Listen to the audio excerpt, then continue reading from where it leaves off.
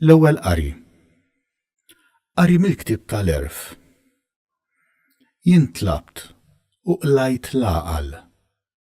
Sejjat u ġie fuqi l-ispirtu tal-Erf. Dan l-Erf istu aqwa minn kull xettru u tron.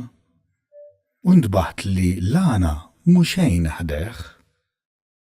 Ma xebbaħtx miegħu il-ħaġra l-aktar prezzjuża, għax id-deheb kollu ħdejh mhuwiex ħlief ftit ramel u l-fidda qudiemu qisha ftit tajn.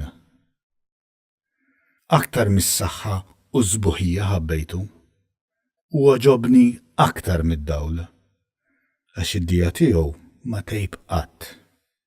Mal-Erf ġieni l-ġid kollu u miegħu ġiebli għana bla qies.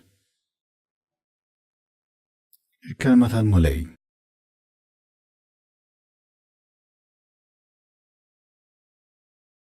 Salm responsorjali. Imlina bit-tieba tiegħek, Mulej. Għallimna noddu jiem ħajjitna sabiex aħna nimxu bil-għaqal.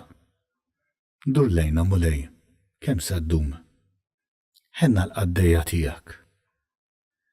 Imlina bit-tieba tiegħek, Mulej. Imlina kmieni bit-tieba tiegħek biex nifirħu u nitennew ħajjitna kollha. Ferraħna daqskemm akkistna għas-snin li fihom rajna l-ħsara. Imlina bit-tieba tiegħek, Mulej. Ħajjider emilek quddiem il-qaddejja tiegħek u l-kobor tiegħek quddiem uliedhom. Ħatkun fuqna l-grazzja ta' Alla Sidna. Wettqilna inti x-xogħol ta' idejna, wettaq iva xogħol idejna. Imliena bit-tieba tiegħek, Mulej.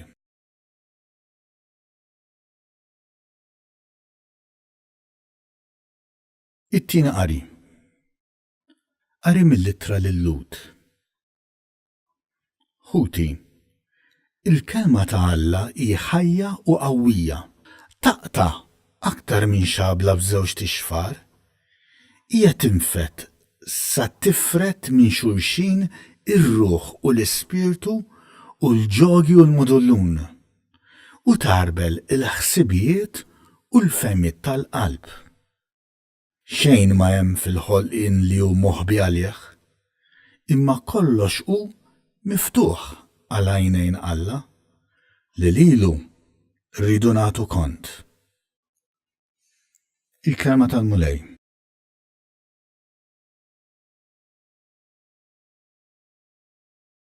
Qari mill-Evanġelju skont San Mark.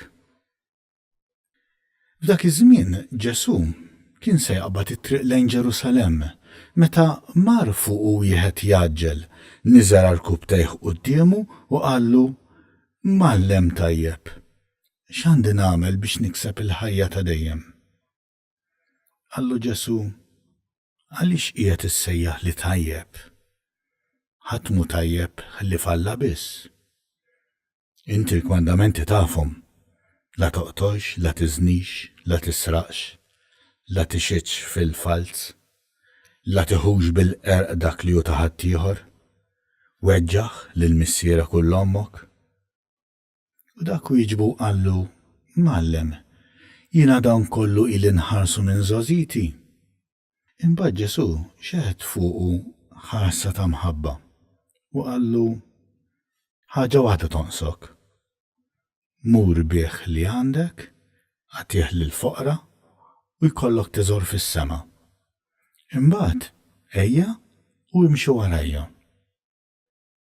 Imma għal dan il-kliem ir-raġel qarras wiċċu u telaq b'qalbu sewda għaliex kellu bosta ġid. Ġesu mbagħad ħares ħarsa madwaru u qal lid-dixxipli tiegħu: kemm qiebsa għall-għonja li jeħtlu fis-saltna ta' Alla. Id-dixxipli staġbu għal din il-kelma, imma Ġesu reġa' qalilhom: kemm qiebsa u liedi li wieħed jidħol fis-saltna ta' Alla. Eħfef li ġemel jgħaddi minn għajn tal-abra milli wieħed għani jidħol fis-saltna ta' Alla. Huma staġbu wisq aktar u bdew jgħidu wieħed il-ieħor, mela min jista' jsalva? Ġesu ħares lihom u qalilhom, għal bnedmin dan ma jistax ikun, imma għal Alla iva, għax għal Alla kollox jista' jkun. Qabes Pietru u qallu, tajjeb, aħna ħallejna kollox u ġejna warajk.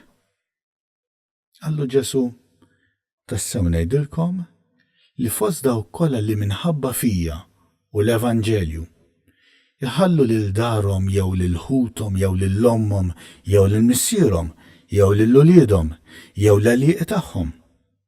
Ma hemm ħadd fosthom li minn issa f'din id-dinja stess ma jirċevix għal mid-darba iktar. Djar, aħwa, subien u bniet, ommijiet, ulied u għalieqi flimkien ma' persekuzzjonijiet u l-ħajja ta' dejjem fi żmien li ġej. Il-kelma tal-mulej.